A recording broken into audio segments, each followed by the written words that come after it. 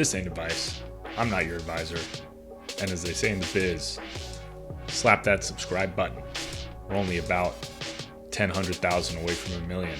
We're almost there.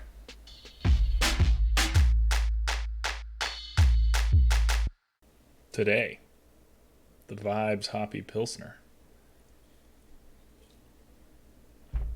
Let's do some questions. Bonds in a Roth IRA. Is having entirely bonds in a Roth IRA a good idea? What do you guys personally have as your mutual fund? Also, what do you guys have in your taxable brokerage account? You personally have the total U.S. stock market and you're thinking about getting the international fund, but you're having difficulty finding reasons to do so. The reason you don't have any bonds is because you need growth and you're so young at 19. All right, I didn't really follow everything, but having bonds in a Roth IRA is rarely a good idea. Usually, even if you're conservative, you have fewer bonds in a Roth IRA than anywhere else because usually the Roth IRA has the longest time until you plan to touch it. For a 19-year-old, I think it's perfectly fine not to have any bonds in a Roth IRA. Taxable brokerage account, probably no reason for you to allocate it any different than your Roth IRA unless you're thinking you're going to need it sooner. And then international fund, you're having difficulty finding reasons to do so. I mean, for most of your lifetime, the U.S. markets have outperformed international ones, so I don't blame you. The reason to have some international stocks is for diversification. I personally have a pretty solid allocation to international stocks, either 25 or 30% of my portfolio. So obviously I think it makes some sense, but there's some good arguments against it. And even Jack Bogle was famous for not thinking you needed to have a big or any allocation to international stocks. So you're doing fine. Don't need any bonds. Should I prioritize an IRA over a 401k? All right, so your employer offers a safe harbor 401k under the terms of which they provide a contribution equal to 3% of your compensation, regardless of whether or not you make any contributions. Yep. Plan offered by your employer includes lots of funds to invest in, but it looks like they all have expense ratios north of 75 basis points.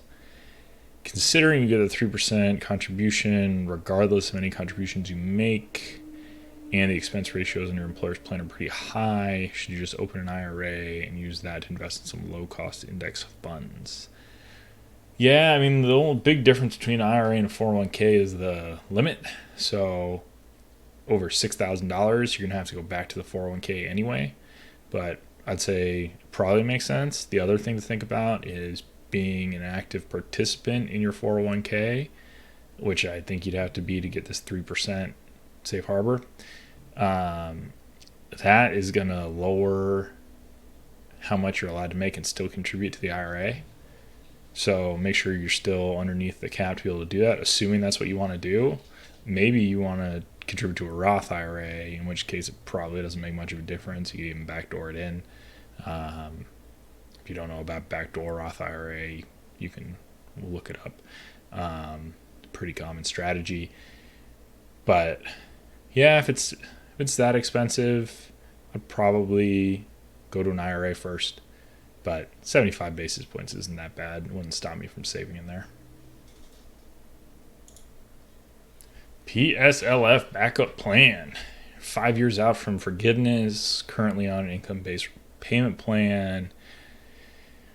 You have a high enough savings rate that you could probably save the difference between what you currently pay and what you'd need to pay in order to pay it off in 10 years. Very nice.